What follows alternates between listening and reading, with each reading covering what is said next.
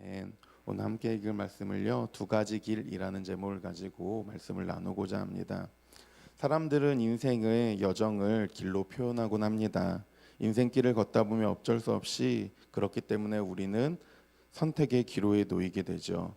어떤 길을 선택하느냐, 어떤 길로 가느냐에 따라서 인생의 여정은 쉬워지기도 하고 때론 내가 생각한 것 이상으로 고통받고 고난받기도 합니다. 그런데 신앙도 어쩌면 인생처럼 마찬가지일 수 있습니다.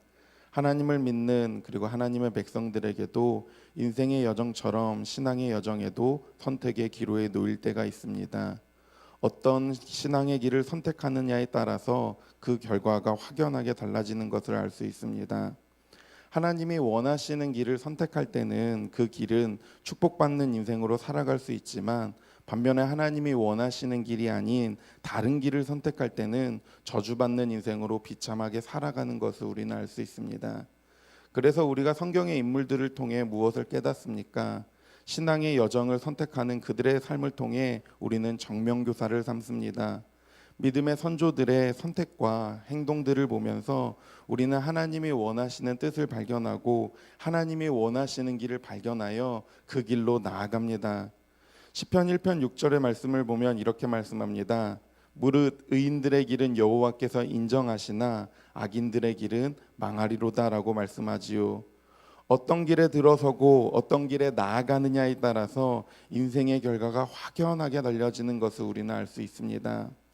오늘 말씀에서는 하나님께서 예레미야를 통해 이스라엘 백성들에 말씀하고 계십니다.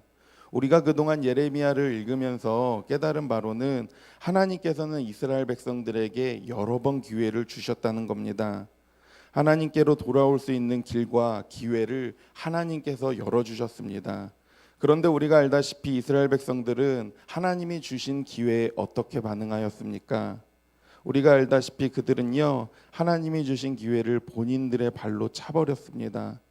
하나님이 예레미야를 통해 말씀하시는 하나님의 말씀에 귀 기울이지 않았고 오히려 자신들이 듣고 싶어하는 말을 전하는 선지자들의 말에 귀를 기울였습니다. 결국 오늘 말씀에 하나님께서는 이스라엘에게 마지막으로 두 개의 길을 두십니다.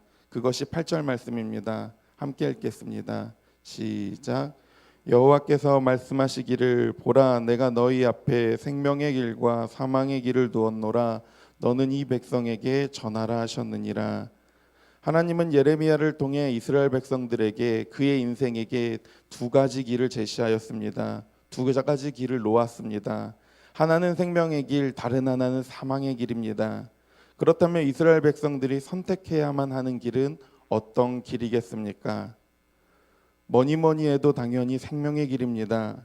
그것이야말로 이스라엘 백성들이 선택할 수 있는 가장 좋은 길이다라고 말할 수 있습니다. 누구나 그 생명의 길 딱 들으면 그 길을 선택할 것입니다. 그리고 그들에게 남은 마지막 기회일 수 있습니다. 그런데 그 길의 내용들을 찬찬히 살펴보면 그 길이 정말 생명의 길이라 말할 수 있습니까? 그 길이 정말 생명의 길이라 확신할 수 있습니까? 정말 그 길이 선택하는 것이 정말 최선이라 말할 수 있겠습니까? 사실 하나님이 이스라엘 백성들에게 두신 생명의 길과 사망의 길은요, 어쩌면 인간의 눈으로 볼 때 두 길 모두 비참하다는 것을 우리는 발견합니다. 어쩌면 두 길 모두 최악의 선택일 수 있습니다. 왜 그렇습니까? 두 길의 내용이 무엇이기 때문에 그렇습니까? 9절 말씀 때문에 그렇습니다. 9절 말씀 함께 읽겠습니다. 시작. 이 성읍에 사는 자는 칼과 기근과 전염병에 죽으려니와 너희를 애워싼 갈대아인에게서 나가서 항복하는 자는 살 것이나 그의 목숨은 전리품같이 되리라.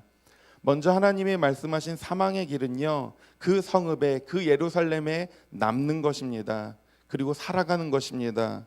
그러나 당장에는 며칠은 살 수 있지만 성이 갈대아인에게 바벨론에게 함락되면 그 길의 끝은 칼과 기근과 전염병으로 죽는 인생입니다. 전쟁으로 모두 죽을 수밖에 없는 선택입니다. 반면에 생명의 길은 어떻습니까? 항복하는 것입니다. 갈대아인에게 나가서 목숨을 구걸하는 것입니다. 그러나 그 길의 끝은 어떻다라고 성경은 이야기합니까? 생명은 부지하나 목숨은 전리품 같은 신세라고 말씀합니다. 한마디로 노예와 같은 신세로 전락하는 것이지요. 사망의 길을 선택하면 바로 죽는 반면에 생명의 길을 선택하면 바로 죽지는 않지만 그 인생의 여정은 끝없는 고통이라고밖에 말할 수는 없습니다. 어쩌면 항복은 죽음보다 더욱 고통스러울 수 있습니다.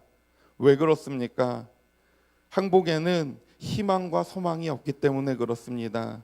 그 기간이 언제까지일지도 모르고 그것이 언제 끝날지도 그 누구도 알 수 없기 때문에 그렇습니다. 또 앞으로 이 인생이 어떻게 변할지도 그러한 생각조차도 가질 수도 없습니다. 결국 하나님께서 이스라엘 백성들에게 두신 그 두 가지 길은요, 이스라엘 백성들의 죄의 결과입니다.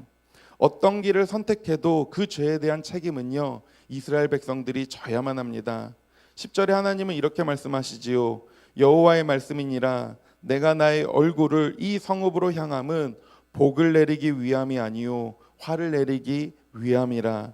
이 성읍이 바벨론 왕의 손에 넘김이 될 것이요 그는 그것을 불사느니라. 14절도 말씀합니다. 내가 너희 행위대로 너희를 벌할 것이요. 이처럼 하나님은 이스라엘 백성들의 행위대로 화를 내리고 그리고 그들을 벌하십니다. 그래서 우리는 항상 기억해야만 합니다. 하나님은 사랑과 용서의 하나님인 동시에 정의와 공의의 하나님이라는 사실을 말이지요. 죄인을 생명의 길로 인도하시는 분도 하나님이시지만 죄에 대하여 철저하게 책임을 물으시고 심판하시는 분도 하나님이라는 사실을 우리는 항상 기억해야만 합니다. 우리의 인생 여정도 신앙 여정도 마찬가지입니다. 항상 우리에게도 역시나 두 가지 길이 놓여져 있습니다. 생명의 길, 사망의 길이 있습니다. 그런데 생명의 길이라고 해서 그 길에는 고통이 없다, 고난이 없다, 그 길이 언제나 축복이다라고 말할 수는 없습니다. 인간적으로 볼 때 그 길은요, 어쩌면 피 터지게 싸워야만 하는 영적 전쟁의 길일 수도 있습니다. 그런데 하나님은 그 길을 생명의 길이라 말씀합니다. 왜 그렇습니까? 하나님은 하나님의 백성이 그 길을 선택하여 살아남기를 원하시기 때문에 그렇습니다. 물론 고난과 고통을 감수하면서까지 말입니다. 누구나 할 수 있다면 고난을 피하고 싶어 합니다. 그리고 고통을 피하고 싶어 합니다. 그것을 좋아하는 사람이 어디에 있겠습니까? 그런데 그 길을 선택하는 것은 우리의 믿음을 더욱 자라게 하고요, 더 하나님을 바라게 보게 만듭니다. 우리가 알다시피 사람은요, 극한 상황에 내몰릴 때 그 사람의 인간성이 드러납니다. 어쩌면 신앙인들도 마찬가지일 수 있습니다. 극한 상황에 내몰릴 때, 고난과 고통의 상황에 놓여질 때 그 사람의 진짜 믿음이 드러납니다.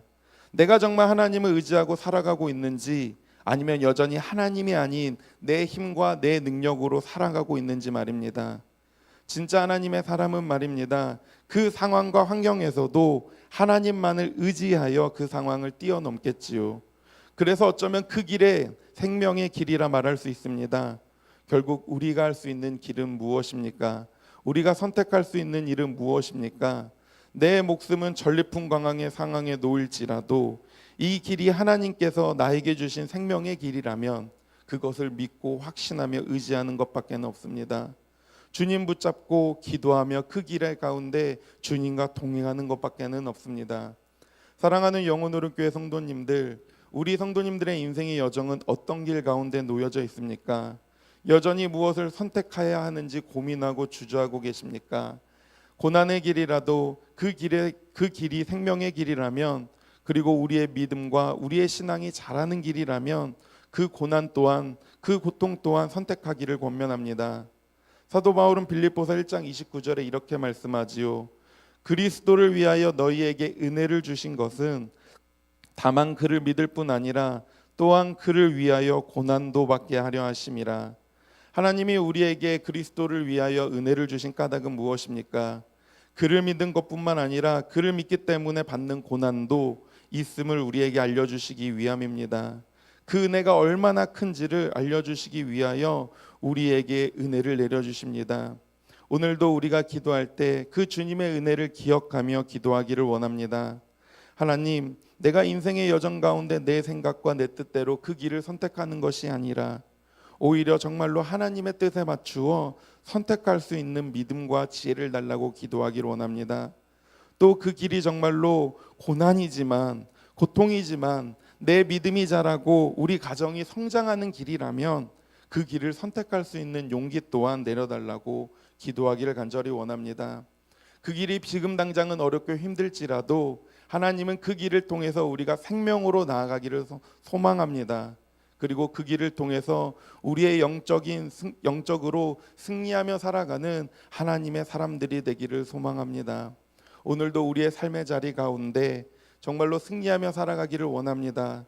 어쩌면 이 길 가운데 매일매일의 삶이 영적 전쟁일 수 있지만 그 가운데 하나님의 뜻이 무엇인지를 분별하며 살아가는 우리 영혼으로 교회 성도님들이 되기를 간절히 소망합니다. 기도하겠습니다.